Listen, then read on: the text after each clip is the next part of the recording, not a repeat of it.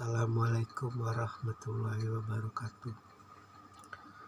A'udzubillahi minasyaitonirrajim. Bismillahirrahmanirrahim.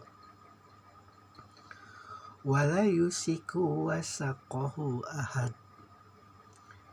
Dan tidak ada seorang pun yang mengikat seperti ikatannya.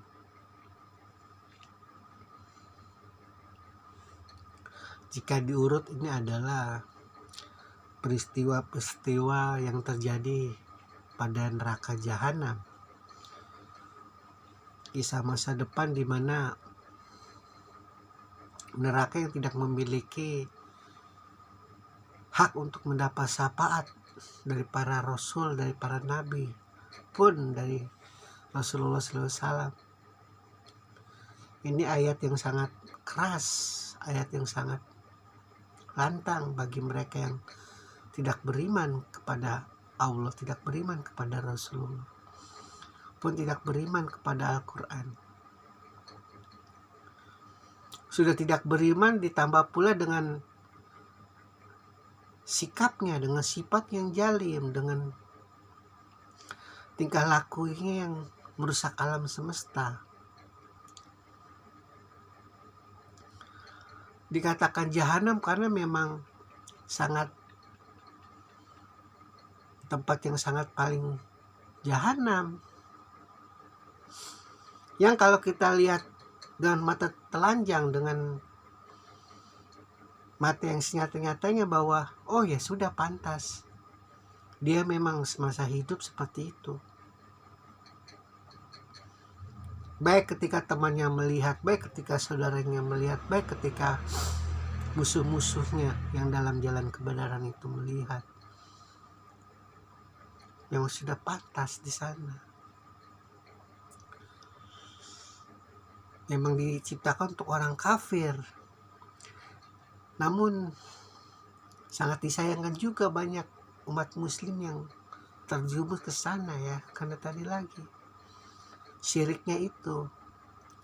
Karena memang sudah tidak ada tempat lagi bagi orang yang syirik. Allah sangat pencemburu. Dia tidak mau kekuatannya itu diduakan. Tidak mau kebesarannya itu diduakan. Tidak mau sifat maha pengasih dan penyayangnya itu ditandingi oleh apapun. Makanya bagi mereka yang paham untuk selalu mengingat Allah, untuk selalu senantiasa berzikir hatinya, baik karena takut kepada Allah, baik karena segan kepada Allah, baik karena kita menghamba kepada Allah, ataupun karena kita cinta kepada Allah.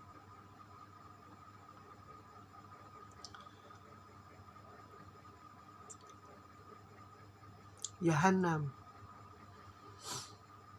bagi orang kafir ya mungkin suatu hal yang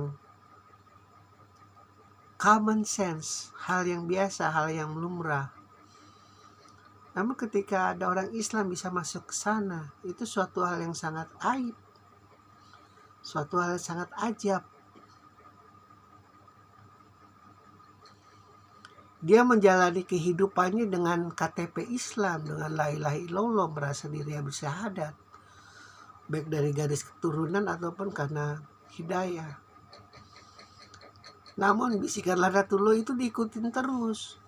Allah itu maha kecil kok, tidak bisa apa-apa. Ini buktinya kamu masih miskin terus, padahal kamu jujur, padahal kamu baik, padahal kamu sopan. Coba lihat tuh yang penjahat-penjahat, yang bajingan-bajingan tuh kaya. Begitu menggoda orang baik tuh Ladatullah. Akhirnya Allah yang maha besar yang harusnya di dalam surat Al-Fatihah selalu kita untuk meminta jalan yang lurus, karena terus setiap hari dibisikin seperti itu. Dan kata-kata kaum kafir Quraisy yang mengatakan Tuhan jalim, Tuhan telah membatasi rizkiku, Tuhan tidak sayang kepada aku, terus itu didengungkan dari kuping kanan, kiri, hati, semua lubang-lubang dalam manusia itu dibisikkan. Akhirnya orang baik itu terjerumus. Jadi Allah tidak besar lagi. Jadi menyerah. Percaya kepada jalan yang tidak benar akhirnya. Segala cara dihalalkan. Menduakan. Mengkufurkan nikmat. Padahal ketika kita hidup dalam serba keterbatasan itu luar biasa nikmat.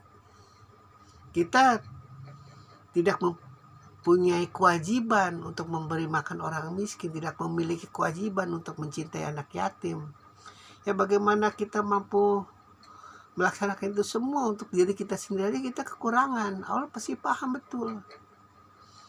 Namun ketika iblis itu terus akhirnya menyalahkan Allah, akhirnya lari kepada sembahan yang lain, pada mistik-mistik yang lain. Tauhidnya Ibrahim yang hanya Allah saja dari ujung kaki sampai ujung rambut itu sudah sirna.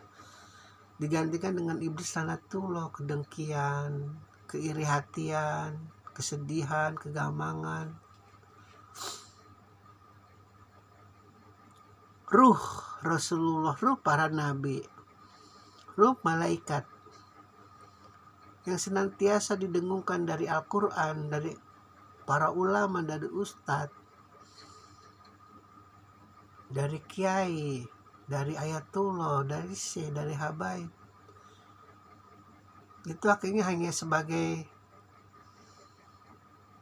tai kuping, hanya menumpuk sebagai tai, tidak berguna. Akhirnya dia terus berprasangka negatif, terus berpikiran negatif. Hilang rahmat tanil alaminnya, dalam wajahnya tuh hilang.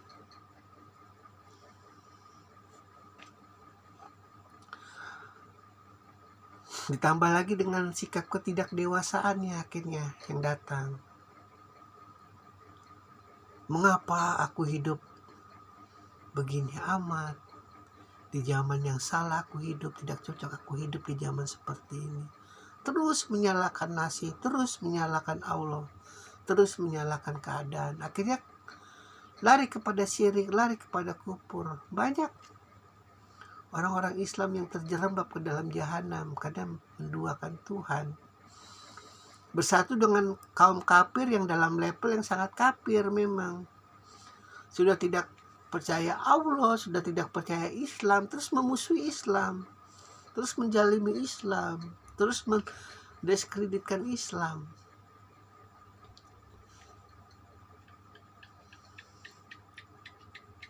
Kalau kita memiliki hati, kalau kita memiliki nurani, sekali lagi ruh yang paling kecil itu 1.000.000, lebih kecil dari virus corona itu, namanya ruh nurani itu, pasti bergetar mendengar sabda jahanam yang seperti ini. Begitu rusaknya tempat itu.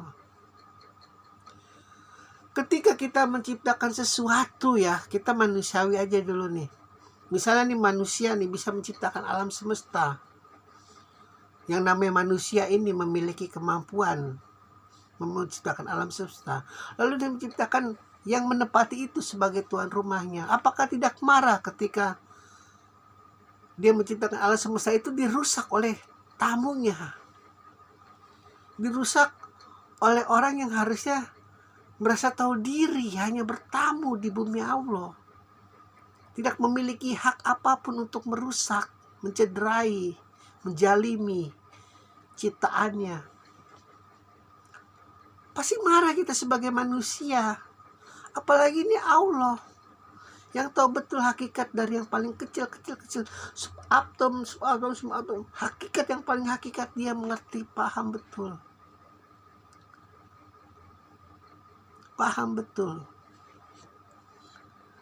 Maka tidak ada seorang pun yang bisa mengikat.